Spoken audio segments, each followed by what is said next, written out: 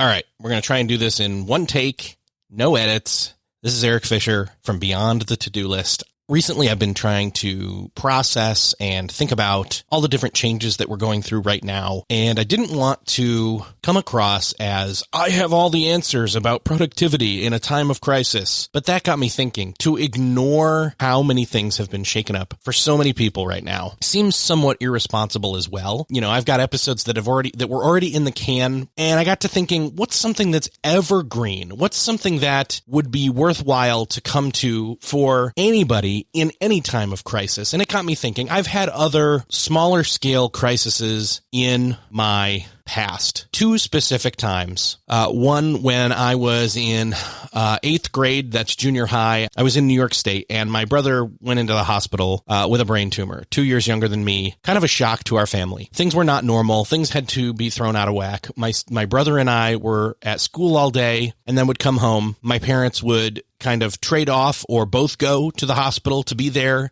They removed the tumor, but then he was in a coma it was right around before Thanksgiving time that the tumor was removed. And then he woke up out of the coma right around the time of his birthday, which is in March. So a good chunk of time. Family life could not carry on as usual at that time. And so we had to change things up. And I was in a child role at that time in our family. I was not in charge of anything, though I could be responsible to do some things, chores-wise and otherwise. And then the other crisis moment that I want to throw out there is when my daughter was born. She was born 10 weeks early. So we're talking the beginning of January. She was supposed to come home on March 15th, or be born on March 15th. And she ended up being born the first week of January. So 10 weeks early. She actually came home from the NICU on Valentine's Day, which is a cool kind of more meaningful way for me to use that holiday now. But during that time, it was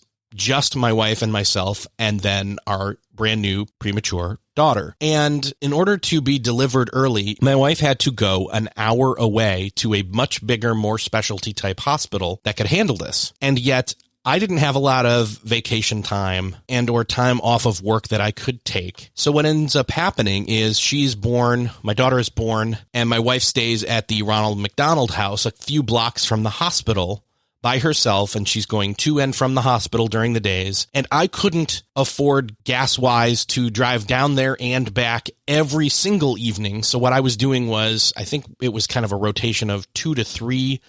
It was 1 or 2 times throughout the week. I would go down for the whole evening and then drive home and then work all day again. And then on the weekends, as soon as I was done on Friday, I would drive down, stay the entire weekend with her at the Ronald McDonald House, and then head back home. And so again, that was when I was in parent mode. However, the kid was kind of with my wife, and my wife was doing anything she could to be present and be aware. And obviously, we're both kind of frantic and freaking out because it's a brand new baby. So those two crises in my life before current things have happened made me think maybe it's a good idea to talk about a crisis or a major life change and what productivity can or cannot be expected in that moment. And for me, first and foremost, when a crisis hits, you have to figure out what role you are in. Are you a caretaker? Are there people who depend on you and you need to make sure that you are taking care of them? Are there specific priorities you've got to think about for yourself? Because essentially, things go out the window in crisis mode.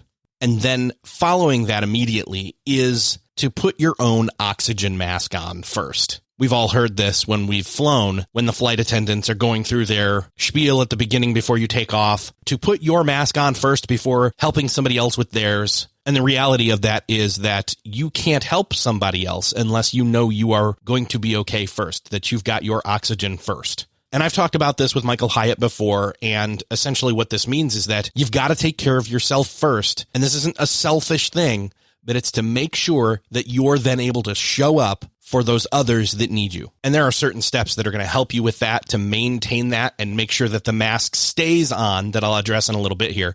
But then the next thing is figuring out what the immediate reprioritization of what's most important looks like.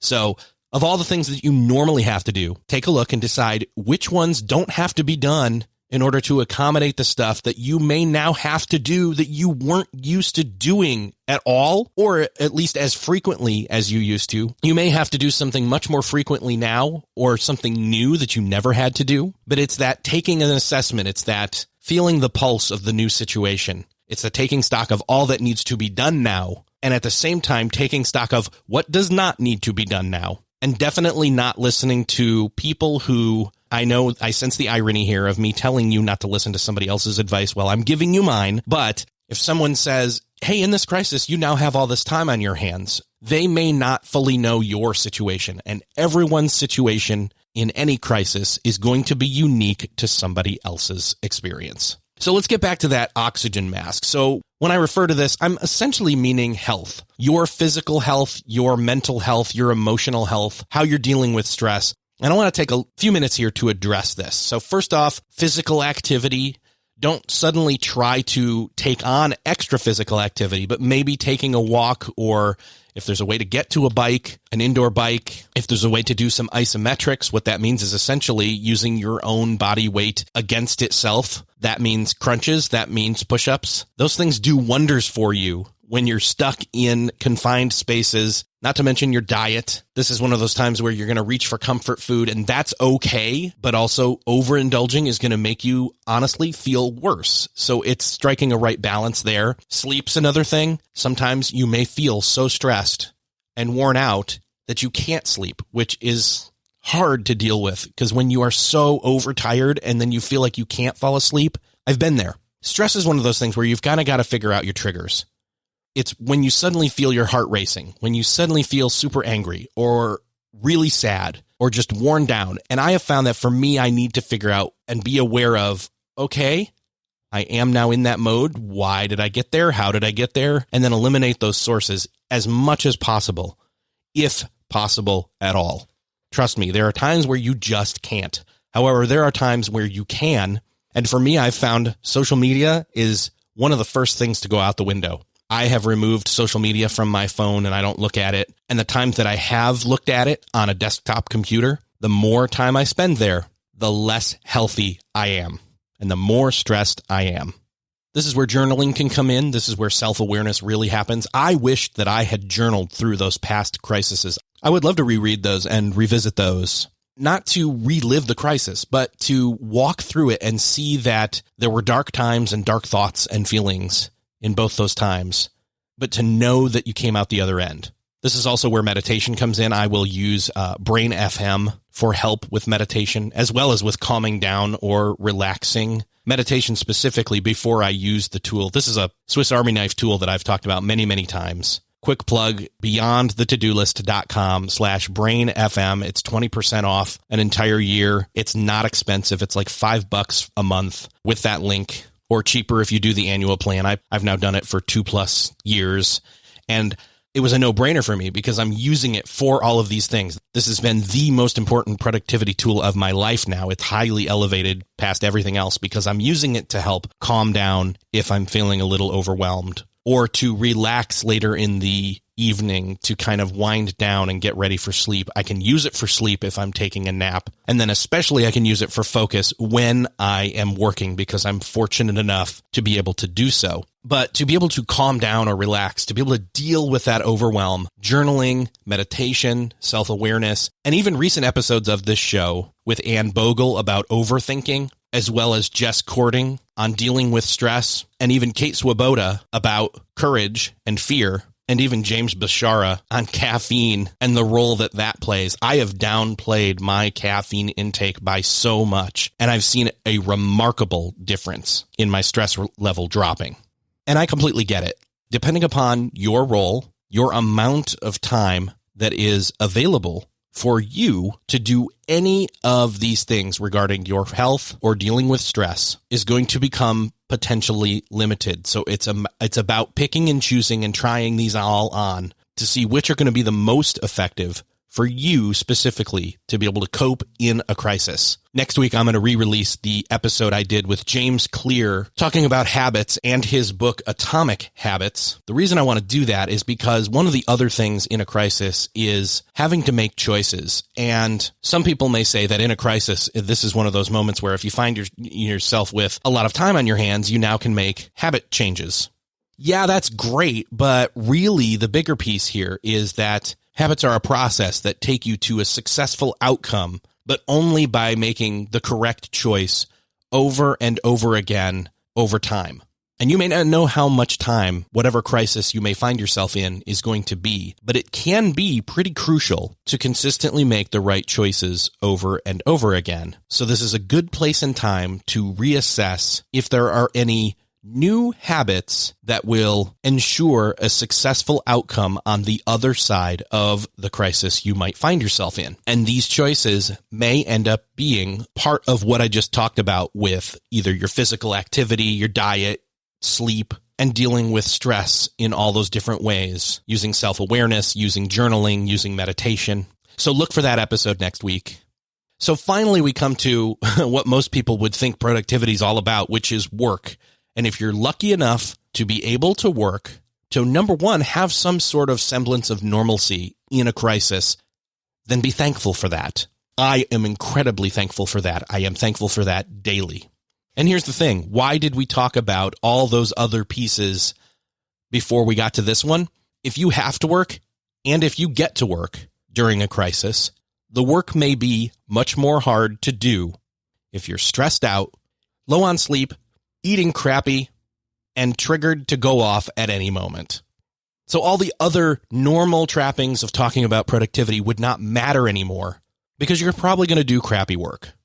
Now, remote work wasn't necessarily a thing in my other two experiences with crises. Number one, I was a kid for the first one.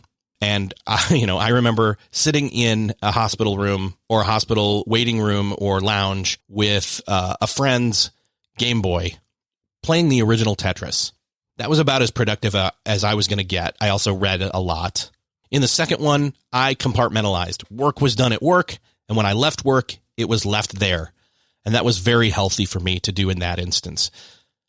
These days, remote work makes it possible to do work, at least for a number of people, when you're not in the proximity of other working people that are part of your team. That said, depending upon what role you're in your job, or in your home, this is where things like time and space to work and the focus, ability to work come into play. I'm hoping that if you still have work that you can do and that you should do, that you are thankful and want to do it.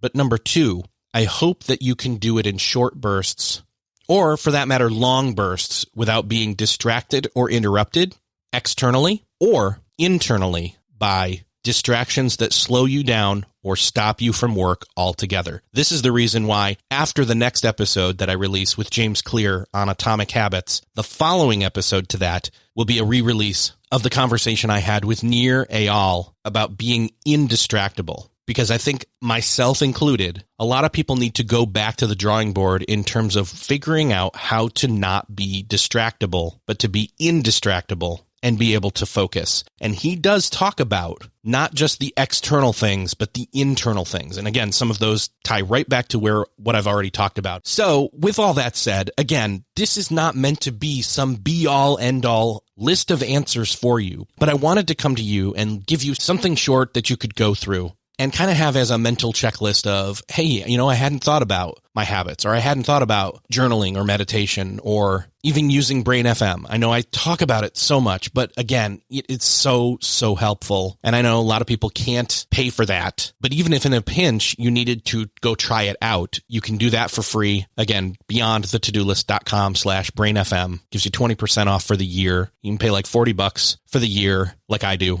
because it's incredibly helpful for me. And I download the stuff to my phone so that, in times of high internet traffic or outages, I've got it on my phone so I can pop my earbuds in and block the world out and meditate or relax or calm down and then refocus and then stay focused on the task at hand. Sometimes that's all you can do. So I hope this has been helpful. Let me know what you think. I'd love to hear from you. I don't assume to know what you're going through in any crisis that you are going through. Just go over to beyondthetodolist.com and hit the contact button. You can send me an email there. So with little fanfare, I'll just say, hey, I really do appreciate you listening, and I hope you're doing well, and I would love to hear from you. So again, beyondthetodolist.com/319, and then you can hit the contact button there on the site. And if you know of somebody who needs a quick reminder, share this with them. But again, thank you for listening. Let me know how you're doing, and I'll see you next episode.